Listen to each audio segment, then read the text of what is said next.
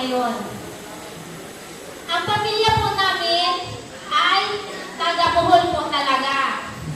Siya po kami magkakapatid.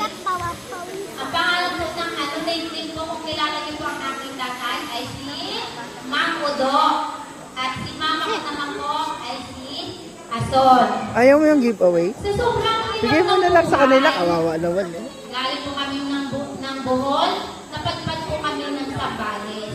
Karina, Siya po kami magkakapatid. naututan pa ako kagabi. Anak sa Bisaya. 71 na lang ako. Tatlo din po sa Mindanao. 20 ka? At tatlo po sa Sambales. 19 ako, 71 na lang na. Kaya nga ako tumayo, kita nyo, tumayo ako, di ba?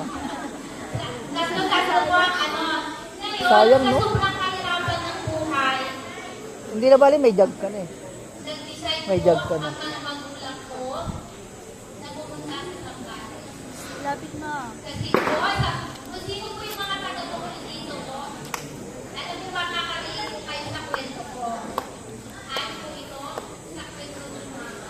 Kahit ngayon, hindi pa po ako nagkakaroon. Sa inyo, sa mga sabi mo walang boses. Wala. Ano yung sa mic? Hindi, paano ilalayo Sobrang niya? hirap ng buhay. Sa lugar po ng Bohol, pag Okay lang. nakakain na po kayo ng kanin, kayo na po ako Ayos lang na, nakakayaman pero sa lugar na yun. college pa lang, girlfriend ko na yung sininang mo. Ay, yung gabi po. Ako nga nagturo sa kanya kumain sa Jollibee. Yung gabi pa lang, nilalaga Ha? na Magpapakilala. aming magulang Ayos naman na. para po makakain po ng maayos ang aking mga kapatid. Subalit, ang aking mga ate ay nagreklamo na, Ma! Ano ko na kumain ng gabi? Gusto mo ko kumain? Gabi po ang gusto ko. Ayaw ko na po. Hindi ko makakasama ang mga ate ko. Halika dito, Bibi. Ano kayo? Halika dito. Dito ka. Ibigay ni mama ko ay adobong gabi, kanin po, adobong gabi, at pinaka-special na po yung bago. Ganun po kahirap po yung buhay sa Bohol.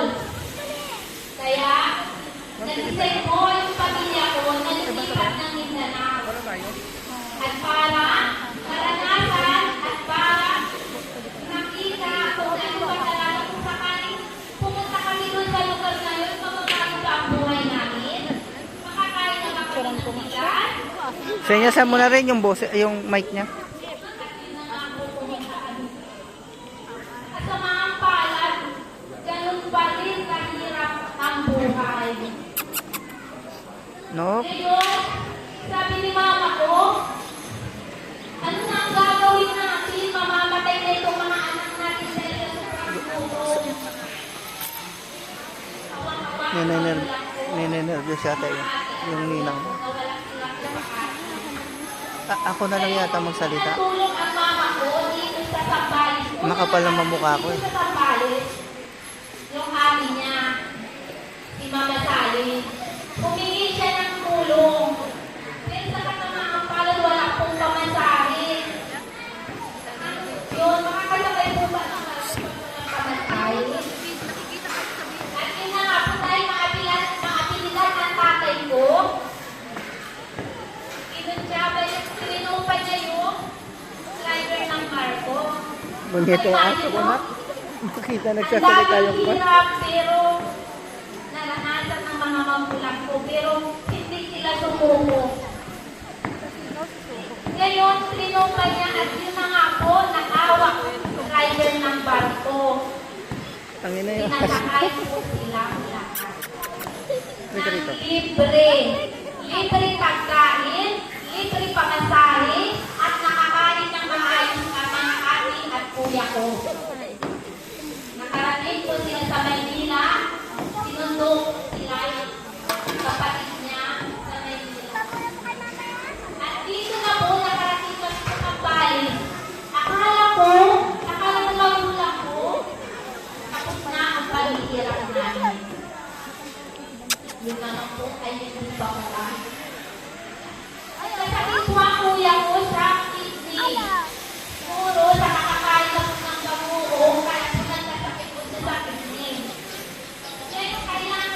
tirahan yung kuya ko. Bilang isang magulang, hindi ko kakayanin mamatay ang anak mo. Ginawa ng magulang ko, ng lakas ng loob siya, pumunta sa iba hospital. Nakiusap niya, Dok, wala po kami ng pera. Kailangan po ng anak ko. Nervyos na Kaya nila. nga po, pwede naman po mabait yung doktor. Sub mo na ako. Sabi niya na, huwag na po kayong umiyak. Pang-opera. Dahil agad, wala na kami. Kung yung pagkain, wala kami ibigay.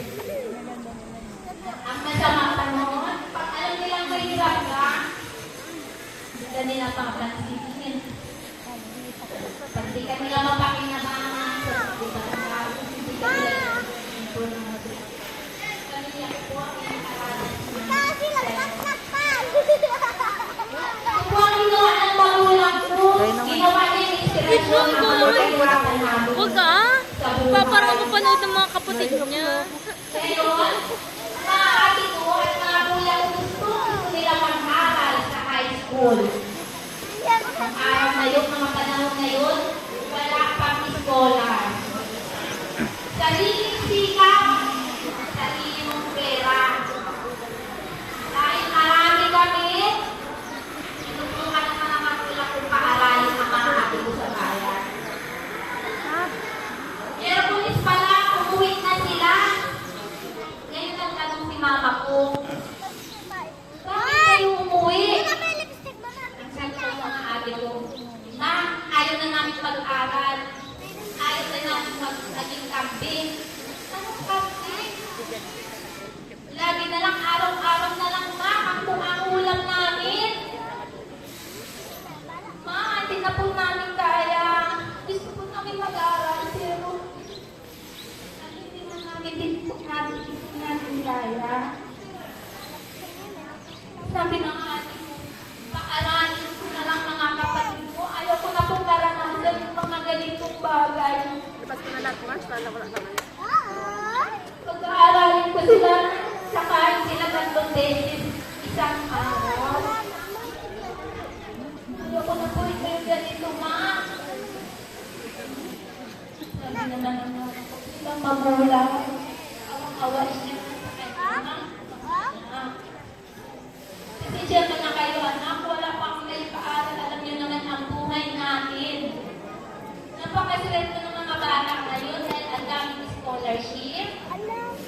Ang kailangan nilang ay mag-aral mabuti. Hindi katulad ng mga panahon namin. Ako nga.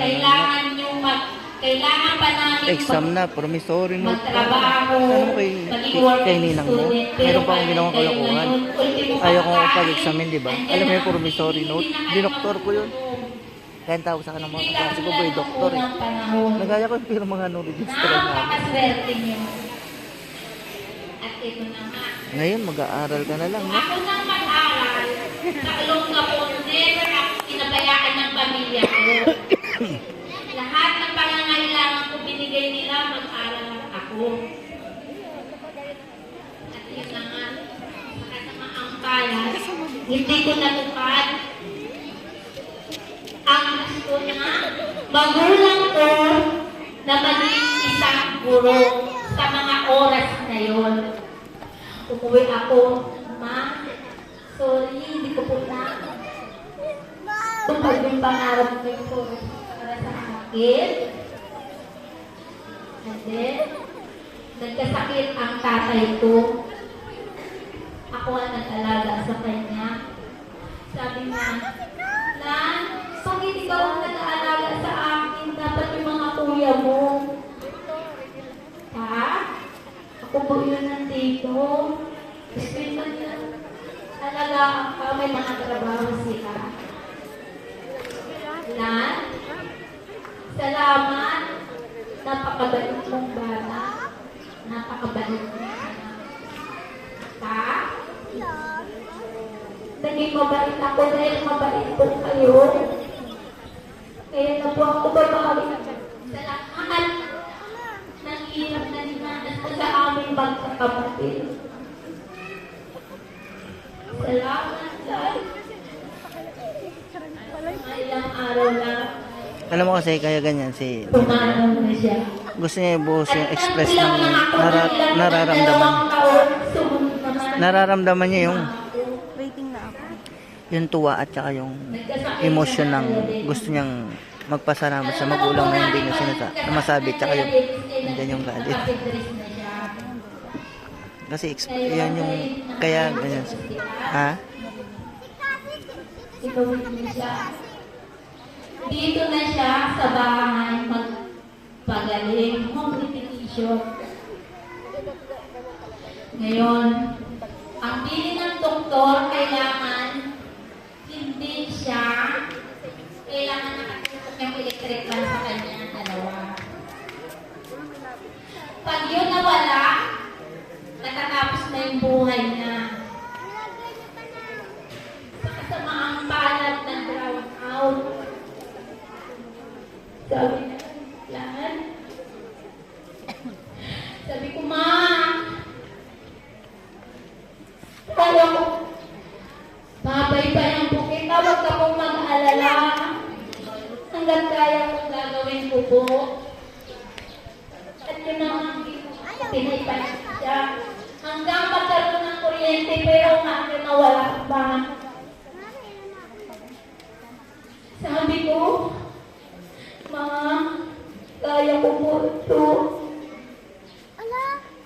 Sabi ko, Lan, pagod ka na, halika dito. Upo ka muna sa tabi ko. Sabi niya, Lan, alam ko, gusto ko nang magpahinga pero nararamdaman ko, ikaw lang ang pumipigil sa akin. Ma, ngayon lang ako babawi.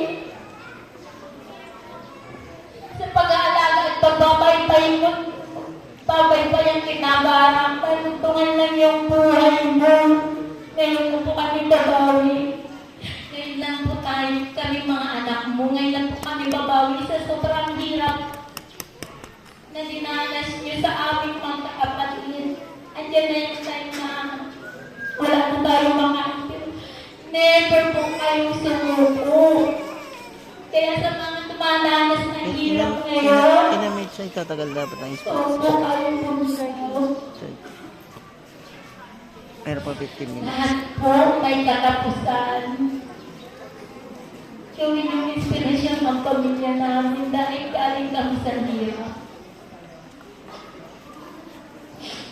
At yun na nga po, sabi ko, Ma, please, ayaw ko, Mama. Ayaw ko ba iwanan mo ako? Ito po ako babae, mahawak ka po sa akin.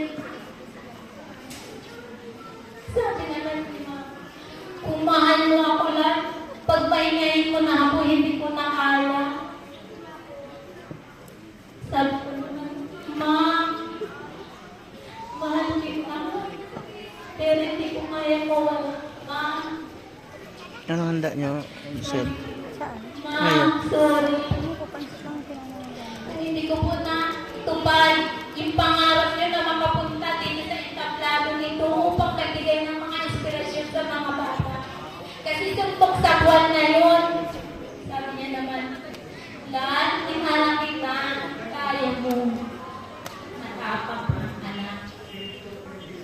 Alam mo, kayang-kaya mo yan. Ay, mga dito. Wala Ay, dito. kang Ay, dito. sinusukuan. Ay, dito. Dito. Ma, Dito. hindi ko po may kapromise sa'yo, Ma, na matutupad ko, pero gagawin ko. Ay, ganito. Dito ka na ako. Bilang isang anak. Ano ka rito? Hoy. Imagine nyo, paano naman kaya kung yung mga ibang anak na bata pa lang, ay wala na yung ina. Napakasakit, mawala ng magulang. Dahil pag yung time na may mga problema ako, magulang pa rin yung tinatawag ko pag hindi ko na kaya. Sabi ko, Ma, ba?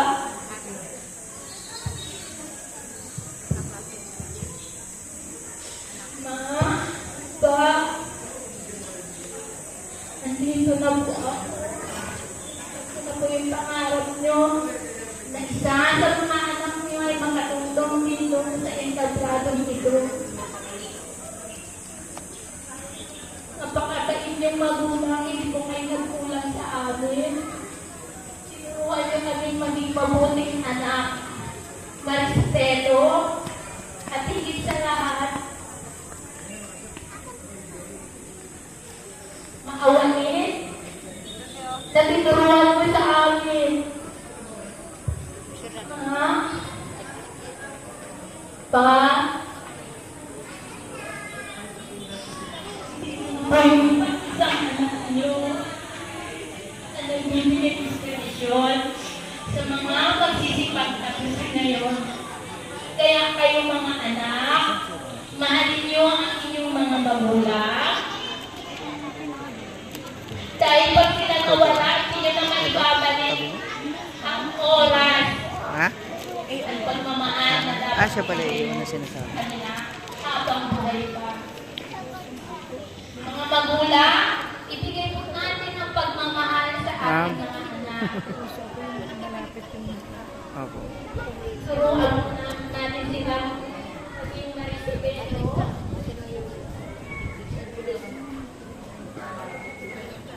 Huwag niyo po sila hayaan maging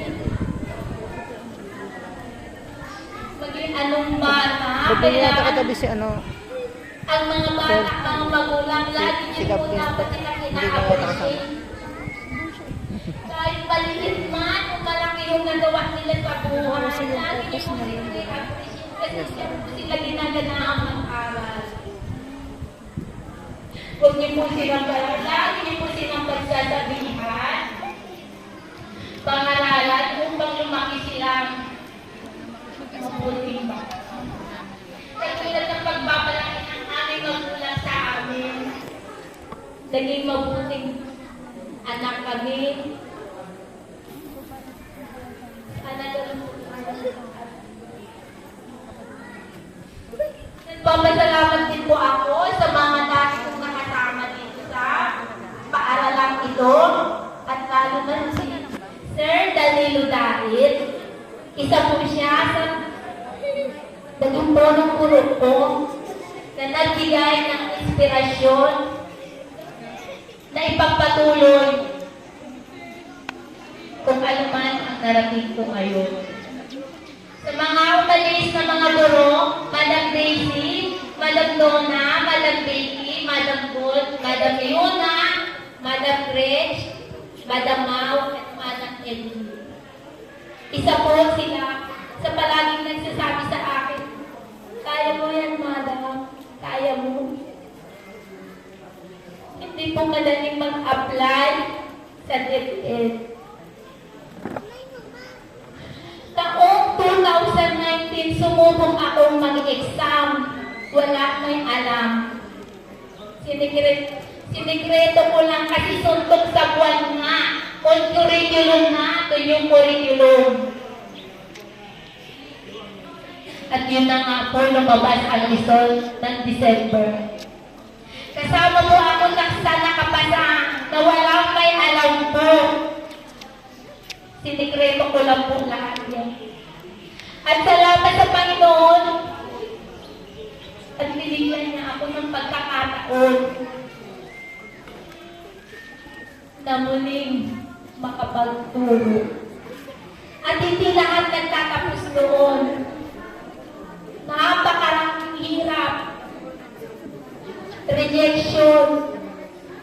Kasama ko mag-apply, Madam Lovely, Madam Rizet.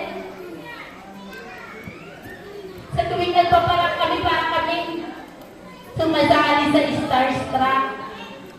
Lagi kaming nagyayakapan. Umuhumod kami ng lakas sa isa't isa. Kaya natin to. Kaya natin to. Kakayanin natin to. Hindi agad ang mga. Ginawa namin inspirasyon ang mga rejection na natanggap namin. Lalo kaming lumakas. Pinangako natin sa isa't isa. Makukuha natin ang bagay na ito na walang ginamit na tao. Makukuha natin ang bagay na ito sa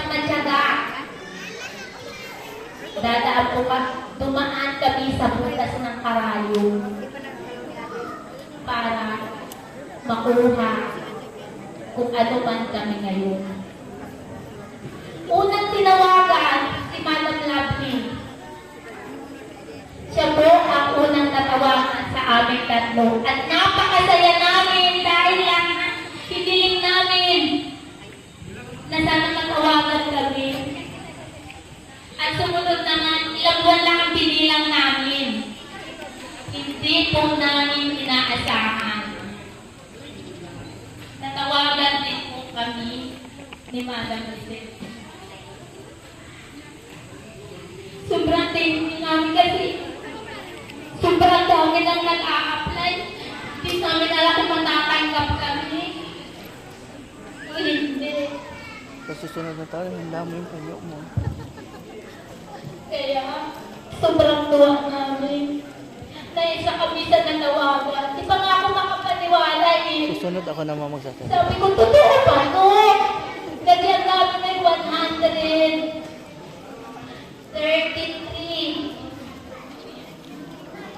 Lima lang ang kailangan at nasama kami doon. Dahil hindi ako makapaniwala. Nagtanong ba ako kay Madam Lani? Madam?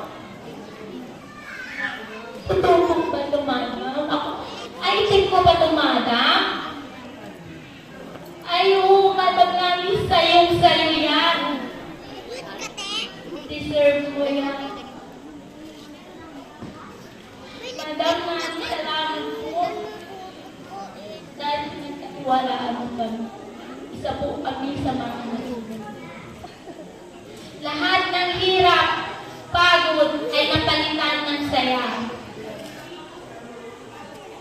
Dahil sa tatawagan na kayo.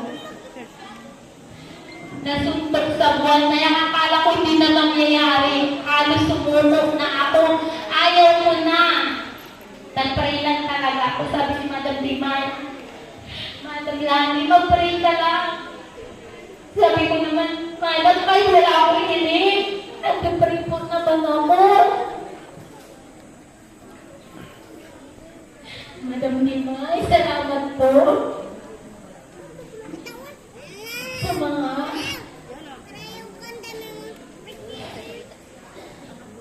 sa amin, alam po, yung mga binibigay mo mga challenge sa amin ay para din sa amin. Lalo kaming tumatag doon sa binigay mo. Maraming salamat, Madam.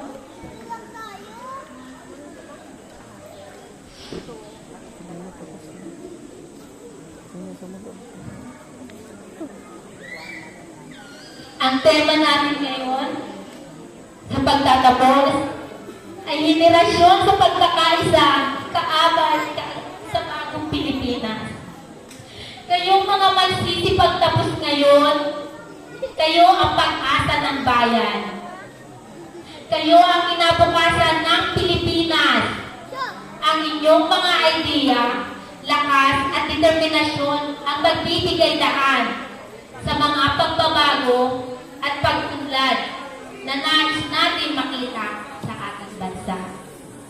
Ituon ninyo ang inyong pag-aaral at pag-unlad ng inyong kakayahan. Ang edukasyon ay susi ng ng ating bayan. Itanim ninyo sa inyong puso ang pagmamahal sa Pilipinas. Dapat tayong magkaroon ng respeto. Mayaman ka man o mahirap, anuman ang estado mo sa buhay, kailangan natin i-respect ang isa't isa.